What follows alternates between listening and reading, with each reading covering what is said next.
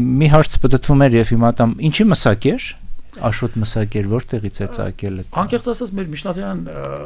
հեղինակների մոտ իշխաններից մեկն էլ Կովակեր է կոչվում Սրա բացատրությունը, որ ասեմ լրջորեն պատմագիտության մեջ տրվել է,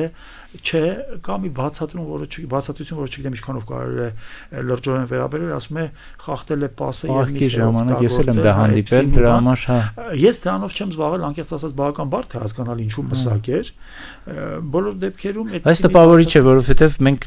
միջև այս ամբողջ արաբական շրջանում հանդիպում ենք տարբեր աշոտների, տարբեր սմբատների, հա, Բագրատունյաց տոմի, բայց միայն ինքն է, որ ստացել է, չէ, այսինքն ինչ-որ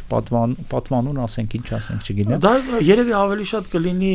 պիտակավորում, պիտակ նույնիսկ, հա, պիտակ։ Բայց որ եղել է մեծ կերպար եւ Ադոնցը Բագրատունյաց դարաշրջանի սկիզբը իրենով է սկսում, ասում է, հայոց պատմության մեջ լուսավոր ժամանակի սկիզբ բացեց եւ այդպես էլ ամբողջ Բագրատունյան դինաստիան փաստորեն առաջի պլան բերեց, որովհետեւ վերջին հաշվով Բագրատուններով էին, իրենք թագադիր ասպետներ էին, չէ՞, հիմեր արշակոնիների շրջանում։ Այո, թագադիր եւ ասպետ։ Այո, եւ